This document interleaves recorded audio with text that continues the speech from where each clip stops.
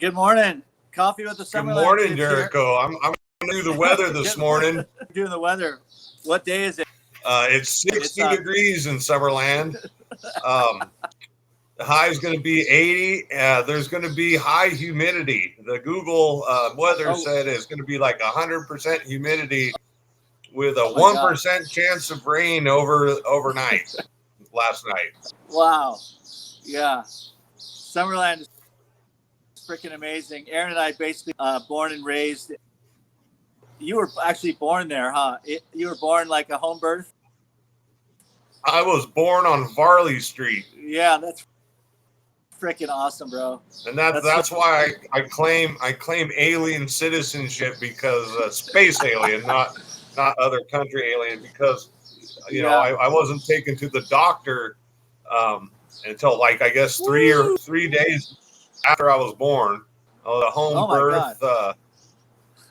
Actually, my father delivered me. That's amazing. Amazing.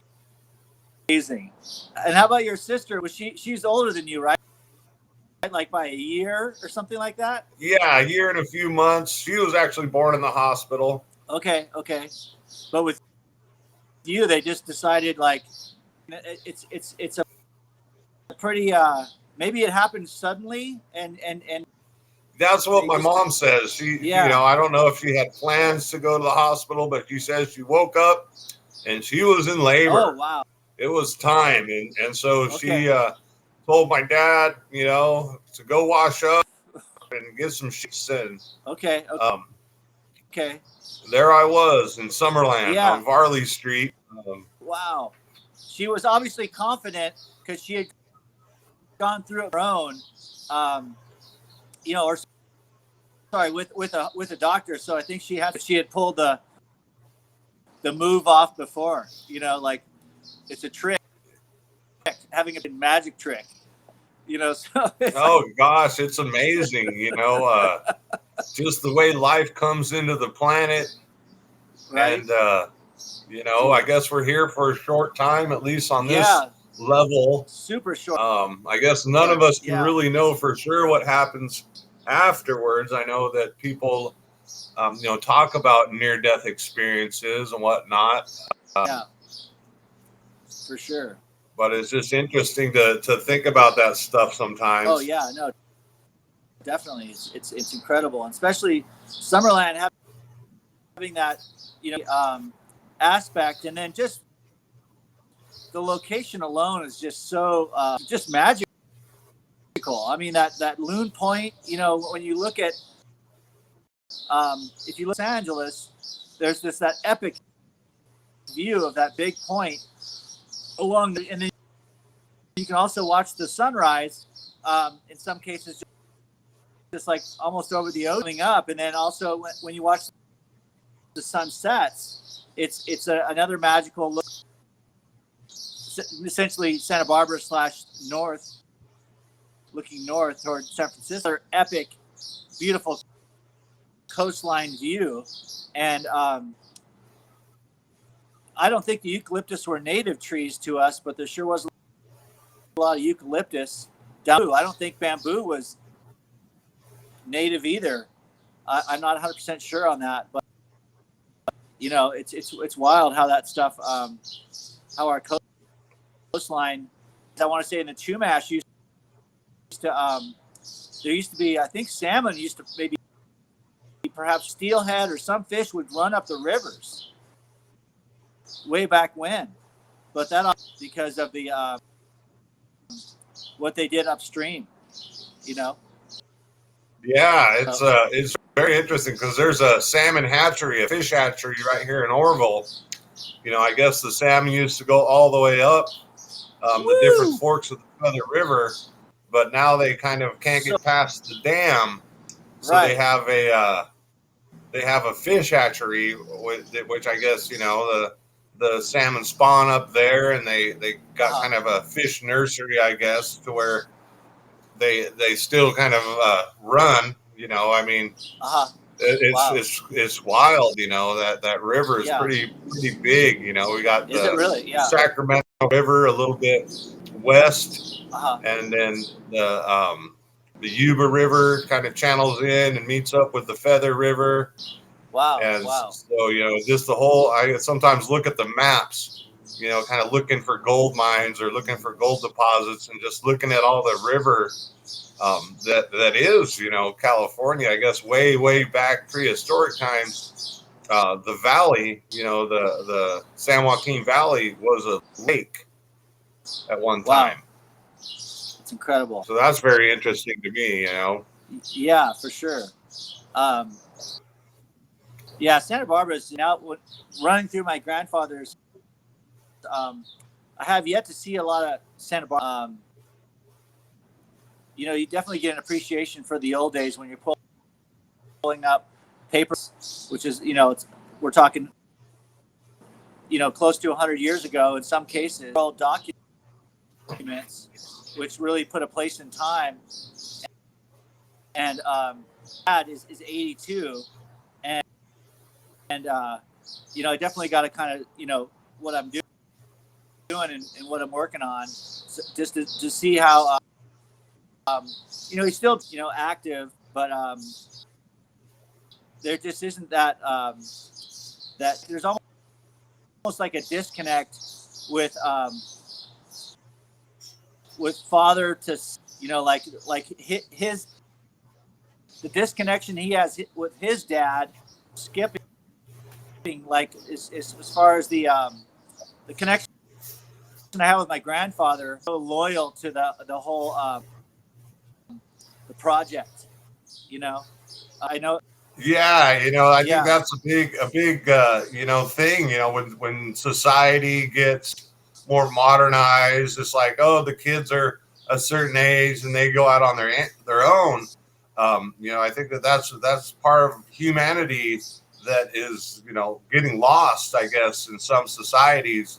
Where you don't have the extended family so much like you used to. It used to be. Yeah. Your grandpa, your grandma, everybody kind of lived in the same community, and even in the same household where you'd have 3 generations. You got the grandkids, you got the parents, you got the mom and dad, and sometimes even a great grandparent, all in the same house under the same roof. And it makes a lot of sense, because when I was raising my kids, it was nice. My mom would come around sometimes and watch the kids so I could get a little break, and that was really nice. Yeah, that's huge. That's huge. And growing up with my my grandfather, my mom's dad, they used to have a ridge, and so I would go up to see him, and he would balls like over by there's a what is it called East Valley Road. Remember East Valley Road when you go up outside? That East I Valley do Road. kind of. I've got a little issue this morning. Chicken. I've got an escaped chicken. It's so cute. I picked her up and raised her since a little child, since she was just a pullet. Yeah, that's and awesome. Classic. So she doesn't run from me at all. That's good. You can see she's actually kind of relaxed and comfortable here. Yeah. Say hi, chicken. I named her Nuggets. Yeah. Classic. Yeah. But she's been my little egg factory. I'm gonna put her back in her little pen. Classic. So sometimes she gets out. She's been getting out recently. I don't know exactly how. I don't see any. That's awesome. But every now and then, like the last couple weeks, she's been getting out. It's so cute because she hears the door open. We got a little bell on the door, and she just comes running. Wow. She don't run away. She runs right towards me. Yeah. Yeah. Classic. And I think that, How many chickens do you have? We got 3 chickens. Three chickens. 3. That's a good number. 3's a good number. Yeah. That's awesome. Yeah. No, I don't have a neighbor who has some chickens, but I don't hear them that often. They do have some goats that are out on occasion, or she lets them out. But then when I drive by, they all together run away. little goat pack, you know. Yeah, it's funny how, animals are like, we got some cats that come and hang out in the yard, but as soon as I go out, they run away. Right. Um, but then the ones that Classic. I've had here in the house and raised, they come towards me. It's like the chickens, we got one that was an adult, Yeah. pretty much when we first got her, and she stays away from me. But the two that I got when they were little, I'd pick them up. I made a point to pick them up and scratch their little necks every day, or as much as possible, when they were little. And they, I guess, got used to it. Even the rooster doesn't really run from me too much, unless I'm giving him the. That's good.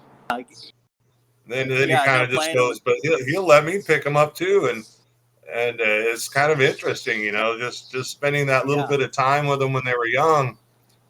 We created a little bond with them throughout their whole life. That's amazing. Yeah, that's cool. And that's what we were talking about with the that connection we have to our our elders, and then back probably more middle America where you have the farming going on. There's in some cases a generational built-in job on the farm, and then there's always the movies where the person doesn't want to work the farm. I think Star Wars, where Luke doesn't want to run the farm. You want to join the resistance or I mean, it's join the Rebel Alliance. Part of life. I guess back on the farm, it was a benefit to have multiple children, because then you have a lot of hands on deck for all the help that needs to be done on the farm. And as society, I guess, gets a little bit more dispersed and bigger, like you're saying, there's more opportunities to move off the farm and follow whatever dreams. There's more, different industries that you can get into. I think that's the family ties, I think are an important thing. Definitely. Yeah. I can't imagine how they're dealing with that now with in education. I feel like there's a lot of weight on the teachers. I mean, I know there's like a kind of a greater collective awareness that can happen naturally, I guess, within the kids' peer groups. Depending. I mean, if you're into music, or art, that can have a draw, and then there's of course, if the parents see it and they'll encourage that, which is cool to encourage creativity in young kids. Appreciated when we had the parents come to Summerland School and try to share with us, break from the norm, teach us some art craft project or something. That was always fun. Oh, absolutely. There's so much to be said about being part of the community and having, not just your direct family, but maybe extended family, cousins, and even distant relatives or close friends, families that have grown up, together. It becomes like family, like some of like you and I, when I it's almost like I'm talking to my brother from another mother every time we get to chat every morning. Exactly. Because it brings back those childhood memories and those connections that I guess last forever. I don't really know if everyone gets that in their life.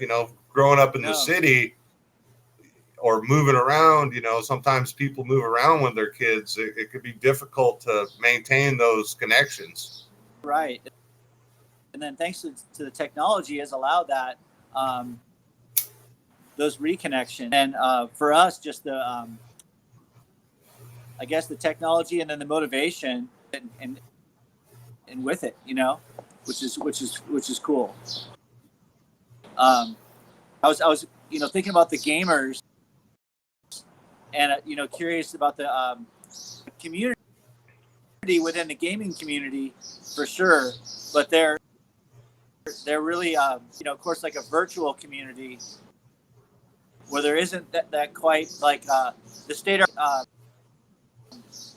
Some bonds were made, you know, in that realm of our social circle surrounding the arcade, where there's a person connection.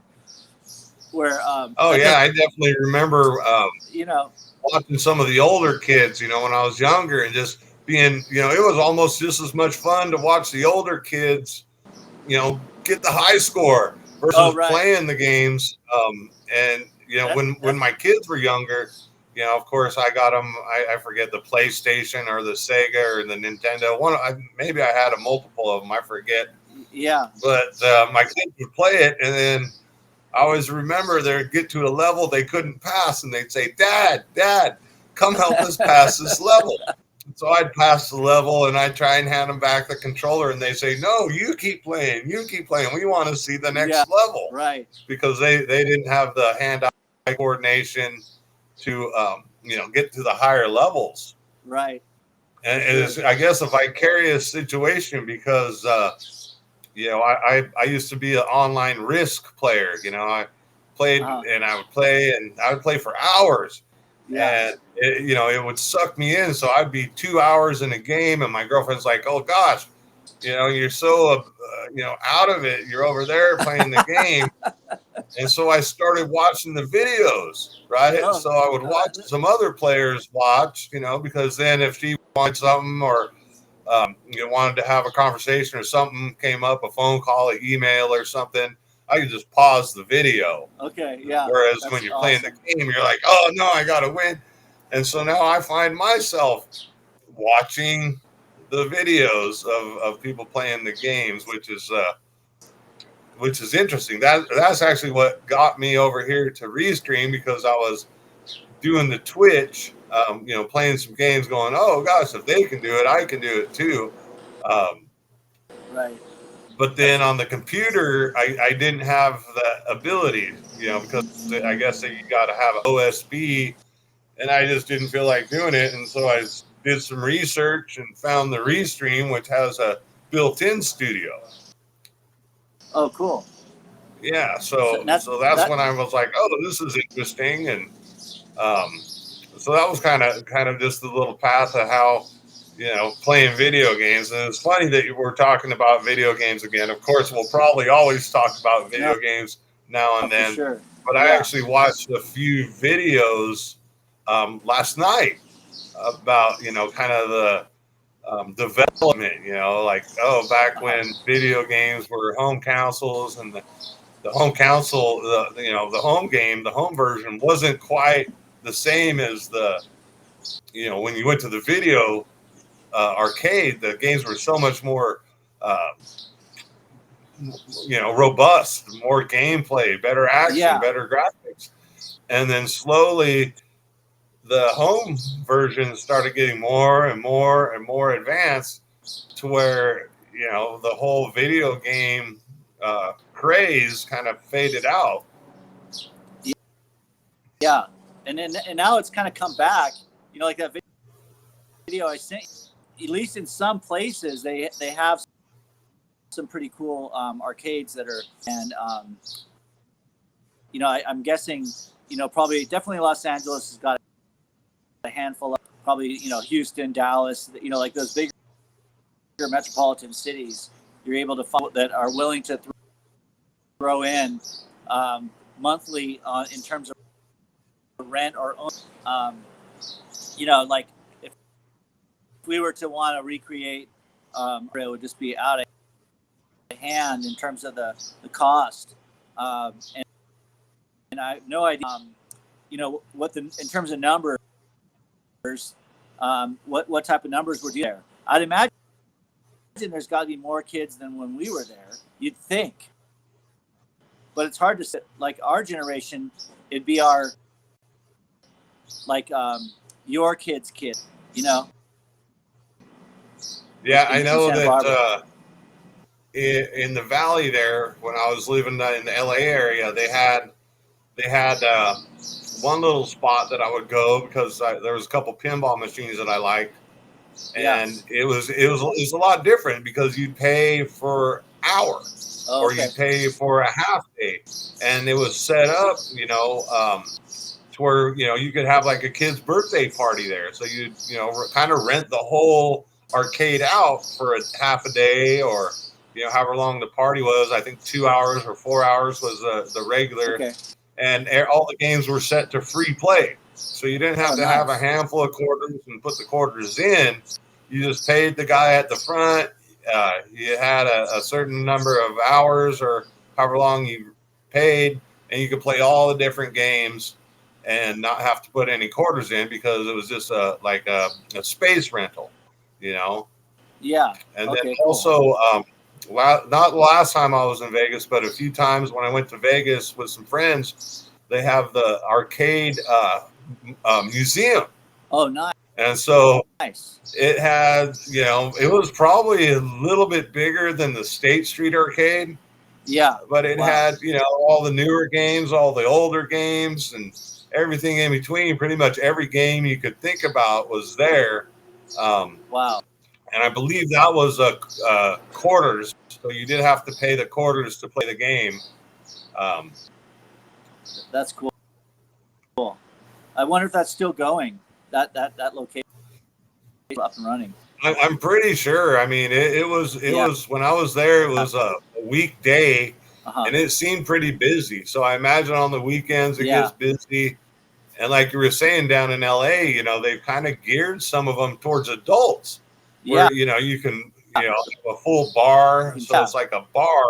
Yeah. I guess that's a little upgrade from the pool and the shuffleboard. I don't know if you've ever played the shuffleboard. Yeah, air hockey or shuffleboard when you actually push on the ground, or the one you push the it's like a slip. Yeah, the bar one. That's that's pretty cool. That is cool.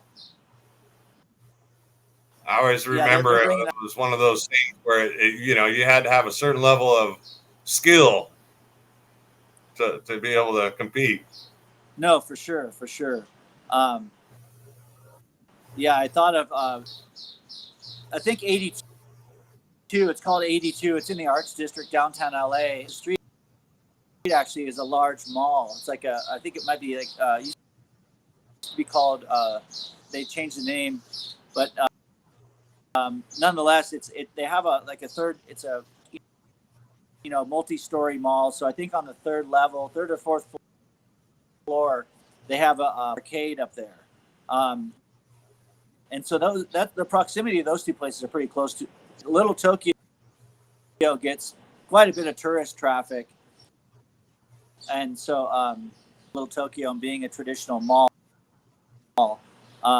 that does get some traffic. So that being remote from all that stuff, though, it's like I'm about New Mexico, and Albuquerque is they got some stuff going on. They that I was on, I usually pass through there during the day, so I can't tell what the night situation is. But bars and restaurants that look like they have a decent kind of nightlife following. Be a college there because all the bands that I was seeing are definitely some classic metal / speed metal. Like the stuff you'd kind of want to see yet enjoy it. Oh yeah, that's happening.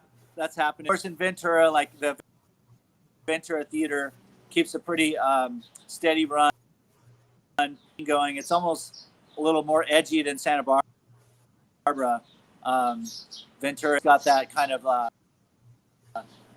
the people that are in the business of booking shows want to keep a steady flow going, and I think that because they're so close to go in LA, they're able to book those shows because as bands they're able to stop in Ventura and play, and there's a pretty Ventura is like close to Simi Valley, and they're on the almost like the edge, and I think people also like to go to Ventura because it kind of has that beach flavor, and it has that old-fashioned downtown Ventura Main Street.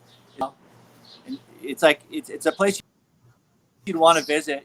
There's definitely a few restaurants. Of course, it probably has the seafood too. If you go down by the Ventura Pier, a couple good restaurants down there. So, shout out to Ventura. Ventura always. It was always just a blip on the map. I always remember Ventura is where you cut off on your way to Magic Mountain if you're taking the side road from up north, and you go out of Ventura and it just turns to that kind of country, rustic, rural kind of area. There's a couple little towns, and then boom, you're on the 5, and you can see the roller coasters coming. I know.